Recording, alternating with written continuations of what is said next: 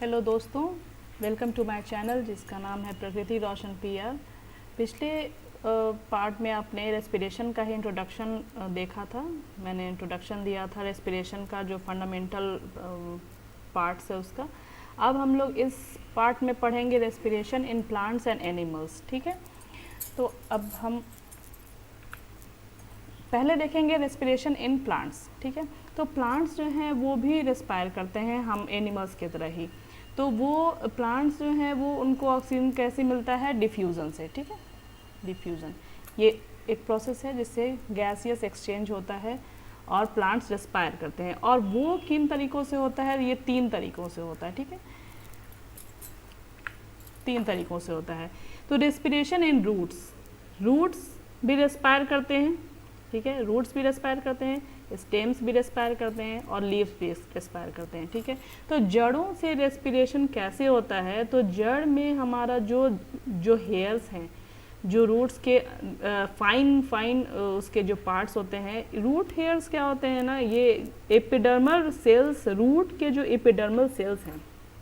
ठीक है, second, epidermal cells जो होते हैं ना रूट्स के, उसके एक्सटेंशन जो हैं वो एक्सटेंड होके फाइन एकदम हेयर लाइक स्ट्रक्चर होते हैं, वो भी रूट ही होते हैं, उनको रूट हेयर्स कहते हैं। और ये रूट हेयर्स रेस्पायर करने में कैसे मदद करते हैं? तो ये जो हमारे जो सॉइल पार्टिकल्स हैं ना,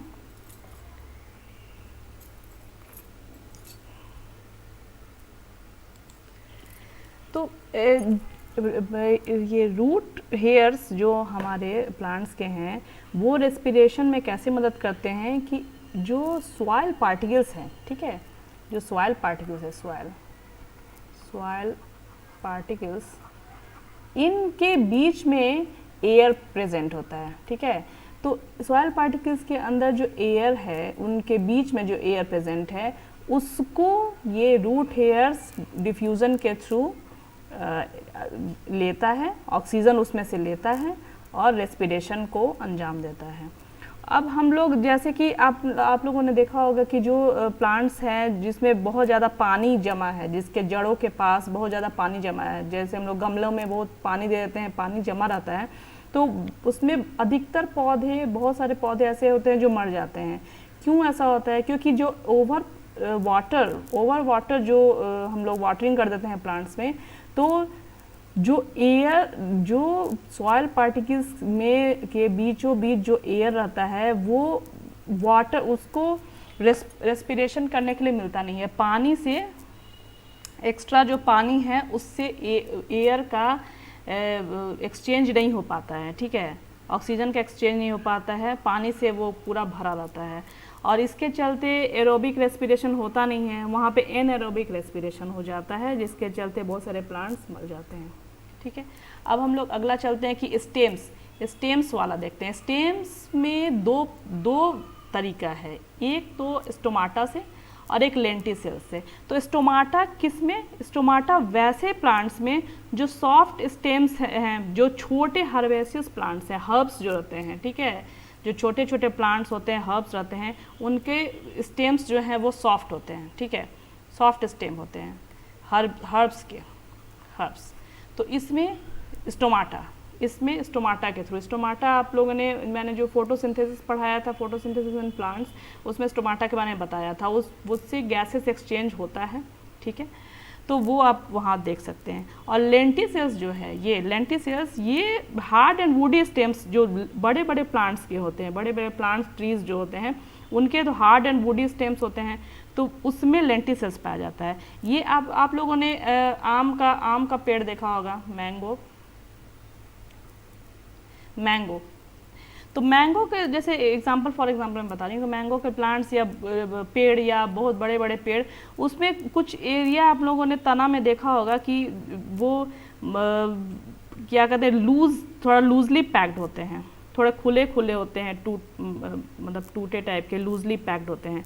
तो वो वैसे स्मॉल एरिया बार्क का, जहाँ पर सेल्स जो है वो लूजली पैक्ड है, वहाँ पर गैसेस एक्सचेंज एयर और स्टेम्स के सेल में होता है। ठीक है, तो ये लेंटिसेल्स हो गए। और अब आते हैं लीव्स में। तो लीव्स में बस वही है, स्टोमाटा, लीव्स में आपका स्टोमाटा, तो स्टोमाटा से वही ऑक्सीजन जो है वो लीफ के अंदर जाता है और कार्बन डाइऑक्साइड लीफ से बाहर आता है। तो ये आप लोगों ने, अच्छा लीव्स का जो मामला है उसमें एक बहुत ही इम्पॉर्टेंट बात बताने लायक है कि हमारा डे टाइम में, डे टाइम और नाइट टाइम, ठीक है, डे एंड नाइट दोनों का अलग अलग प्रोसेस है दोनों में। तो डे टाइम में क्या होता है कि फोटोसिंथेसिस भी हो रहा है और रेस्पिरेशन भी हो रहा है, और नाइट टाइम में फोटोसिंथेसिस नहीं हो रहा है क्योंकि सनलाइट नहीं है, ठीक है। तो दोनों का अलग अलग केस है। डे टाइम में क्या होता है कि फोटोसिंथेसिस हुआ तो ऑक्सीजन प्रोड्यूस हुआ, ऑक्सीजन प्रोड्यूस हुआ और लीफ जो है वो कुछ ऑक्सीजन उसमें से रेस्पिरेशन के लिए यूज़ कर लिया और बाकी का जो है वो एयर में छोड़ दिया, डिफ्यूज़ कर दिया, और जो CO2 प्रोड्यूस हुआ रेस्पिरेशन से वो उसने यूज़ कर लिया फोटोसिंथेसिस में। तो यहाँ पर कार्बन डाइऑक्साइड ज़्यादा प्रोड्यूस यहाँ पर कार्बन डाइऑक्साइड एयर से लेना भी पड़ता है, ठीक है। तो नेट गैस एक्सचेंज अगर देखा जाए लीव्स में डे टाइम में, तो ऑक्सीजन डिफ्यूजेज आउट और कार्बन डाइऑक्साइड डिफ्यूजेज इन, ठीक है, यानी कि ज़्यादा से ज़्यादा कार्बन डाइऑक्साइड अंदर जा रहा है और उसके बनिस्पत कम मात्रा में ऑक्सीजन बाहर जा रहा है, ठीक है। और नाइट टाइम में क्या होता है कि फोटोसिंथेसिस हो नहीं रहा है तो कोई ऑक्सीजन बन नहीं रहा है, ठीक है, कोई ऑक्सीजन बन नहीं रहा है क्योंकि फोटोसिंथेसिस नहीं हो रहा है रात में। तो ऑक्सीजन क्या होता है कि एयर से जो है वो डिफ्यूज़ हो रहा है लीफ में रेस्पिरेशन के लिए, क्योंकि रेस्पिरेशन नाइट में भी तो होगा ही। तो ऑक्सीजन एयर से अंदर आया लीफ में और कार्बन डाइऑक्साइड प्रोड्यूस हुआ जो रेस्पिरेशन से वो बाहर गया, लीफ से बाहर गया एयर में। तो इसमें क्या होता है कि ऑक्सीजन इन और कार्बन डाइऑक्साइड आउट, ठीक है। तो ये अब हम लोग आगे चलते हैं अगले पेज पे। तो यहाँ पर एनिमल्स के बारे में बताया गया है। तो ये मैंने एनिमल्स के रेस्पिरेशन का इंट्रोडक्शन सिर्फ दिया है और बाकी का पार्ट आगे हम लोग पढ़ेंगे। तो इसमें मैंने बताया है कि सिंपल यूनिसेलुलर एनिमल्स, यूनिसेलुलर एक सेल वाले एनिमल्स जैसे कि एमीबा, इसमें क्या होता है सिंपल डिफ्यूजन होता है, simple diffusion of gases through cell membrane. Cell का जो मेम्ब्रेन है, जो प्लाज्मा मेम्ब्रेन है, उसके थ्रू सिंपल डिफ्यूजन होता है, ठीक है, आर पार। और एनिमल्स लाइक अर्थवर्म जो है केंचुआ का स्किन के थ्रू गैसेस एक्सचेंज होता है।